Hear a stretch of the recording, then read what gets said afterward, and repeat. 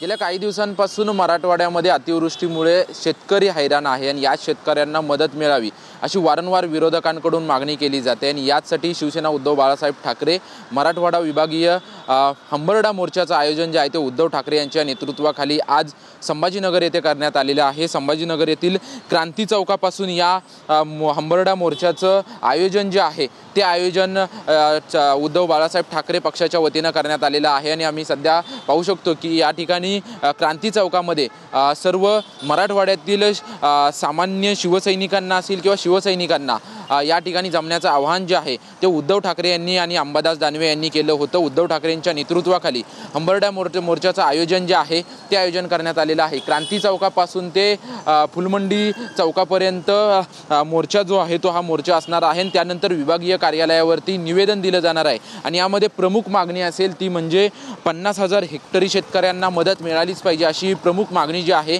ती ठाकरेंच्या शिवसेनेच्या पक्षाकडून करण्यात येणार आहे आणि आपण पाहू शकतो की क्रांती चौकापासून फुलमंडी चौकापर्यंत ठाकरेंच्या शिवसेनेच्या वतीनं हंबरडा मोर्चाचे ठिकठिकाणी बॅनर त्याचसोबतच ठिकठिकाणी झेंडे जे आहेत ते झेंडे लावण्यात आलेले आहेत। संपूर्ण मंच देखील या ठिकाणी तयार असल्याचं आपल्याला पाहायला मिळते। क्रांती चौकामध्ये याच मंचावरती सुरुवातीला सर्व नेते या ठिकाणी हजर होतील आणि त्यानंतर थेट फुलमंडी चौकापर्यंत चालत जे आहे ते जाणार आहेत आणि त्या ठिकाणी काही ठराविक भाषणं जी आहेत ती भाषणं देखील होणार आहेत।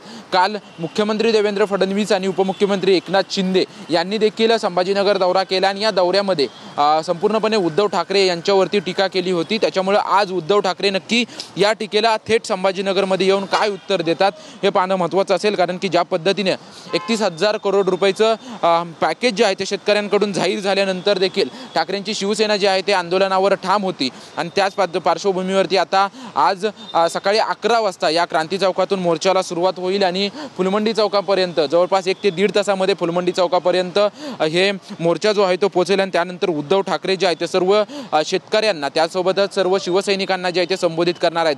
काल एकनाथ शिंदे आणि देवेंद्र फडणवीस यांनी ज्या पद्धतीने उद्धव ठाकरे यांच्यावरती टीका केली त्यामुळे या टीकेला नक्की एकनाथ शिंदे यांच्याकडून काय प्रत्युत्तर दिलं जातं हे पाहणं महत्त्वाचं असेल। परंतु आता आपण जर पाहिलं तर या ठिकाणी जय्यत तयारी जी आहे ती ठाकरेंच्या शिवसेनेच्या वतीनं करण्यात आल्याचं आपल्याला या ठिकाणी पाहायला मिळतंय।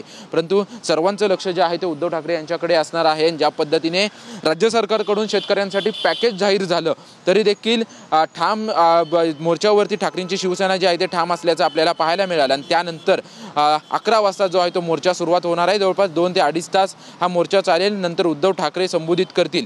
या मोर्चामध्ये खासदार संजय राऊत, उद्धव ठाकरे, आदित्य ठाकरे, चंद्रकांत खैरे आणि इतर नेते जे आहेत ते उपस्थित राहणार आहेत। त्याच्यामुळे काल मुख्यमंत्री बोलल्यानंतर आता उद्धव ठाकरेंकडून या टीकेला काय प्रत्युत्तर दिलं जातं हे पाहणं महत्त्वाचं असेल।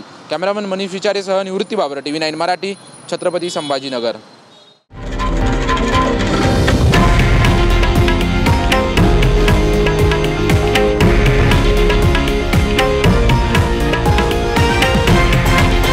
हे आहे देशातील नंबर 1 न्यूज नेटवर्क आणि आपण पाहत आहात TV9 मराठी, एकमेव।